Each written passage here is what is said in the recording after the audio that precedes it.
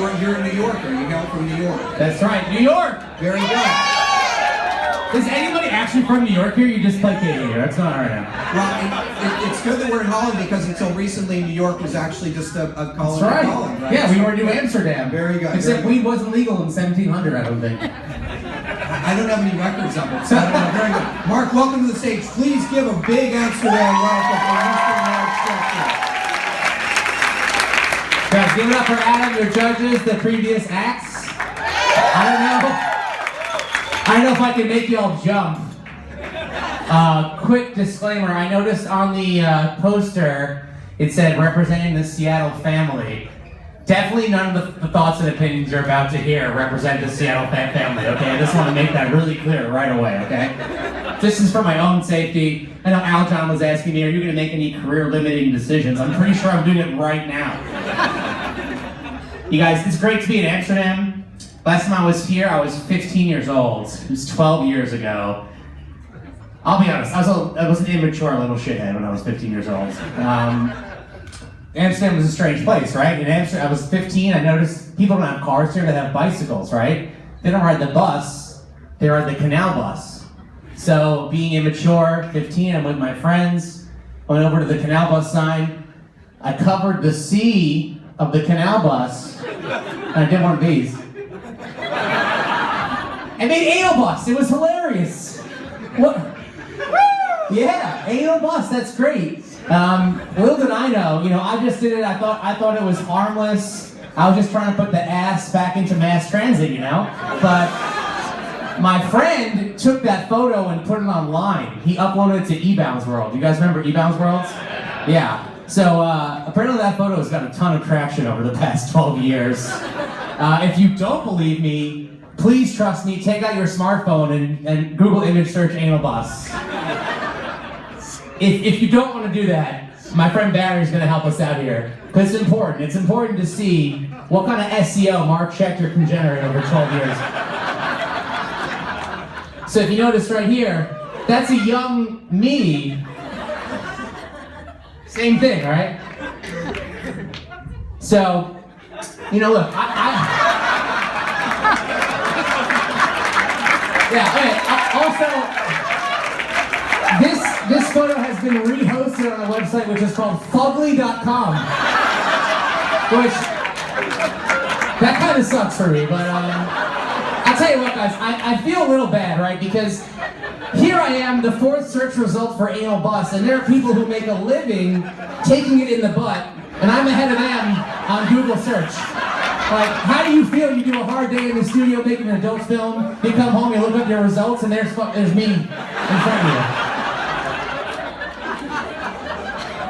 Yeah, I didn't really learn my lesson though. I was in Chicago in November for Booking.com, which was great, and I was walking around Chicago, and dirty little immature things still get me into a lot of trouble. There's a bar in Chicago, it's called Dick's Last Resort, and they have this 6-story red neon sign that says Dick's Last Resort. So I couldn't resist taking a photo of a 4-story word dick. Just blew me away. So there I was, taking a photo of the word dick like a tourist. I took my photo, and some homeless guy was just shining my shoes. Like, this guy was an amazing salesman. He went right in for the assumptive close. He didn't even, there was no, hey, can I shine your shoes? Just shining my shoes. So I had a couple decisions to make, right? Like, what do I do? I could run away. This guy, he could have robbed me, he could have stabbed me, he could have done a lot of things, but instead he chose to ambush me with hard labor, which is, that's just enviable, So I engaged him. I said, hey man, what are you doing? He's like, oh man, I saw you taking that picture. I thought your shoes needed shining. I was like, yeah, well, these are suede sneakers. He's like, oh baby man, I got you. It's all-purpose shoe cleaner. Which, by the way, that's not a thing. That just doesn't exist.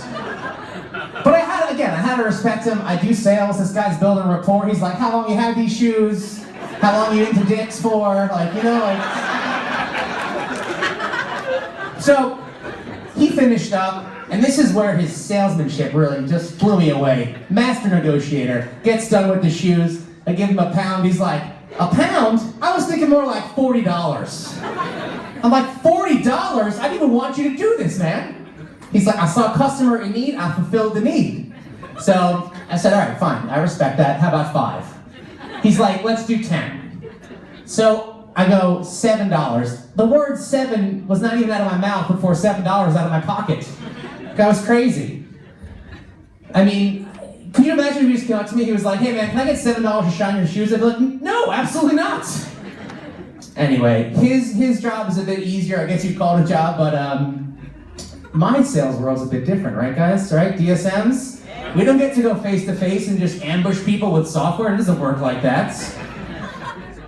I think though, the biggest problem for me is like, a lot of the time when I'm doing cold calling, when I'm trying to close a deal, I end up doing more like free on the phone psychotherapy, right? And there's 3 categories to this. There's the husband and wife duo, there's the father and son duo, and then there's your classic guy who overshares too much. I'll give you examples of each, right? I pitched some lady, she loved it, she's like, I think 369 is pretty fair, just give my husband a call, right? So I call the husband up, I'm like, we got this great technology, it's gonna get you all this great, you're gonna have ROI. He's like, cool, what's the price? I'm like, oh, don't worry, your wife approved, $369. He's like, what?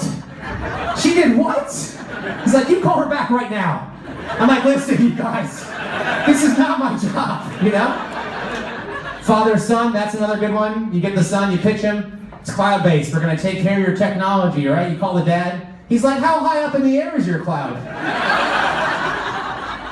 It's impossible. But my favorite one though was the oversharer. The oversharer, I think we've all been there. He called the guy up, hey, how you doing? He's like, oh Mark, I'm sorry I was late for the demo. I'm like, no problem. He's like, oh, I was at the doctor getting my hemorrhoids checked. It's like, what? Why do you tell me that? Like, what am I gonna say back to you? Like, oh, hemorrhoids? This month we're running a special. Buy one but complete, get a hemorrhoid pillow. Amazing. Amazing. You guys, that's my time. Give it up for everyone else.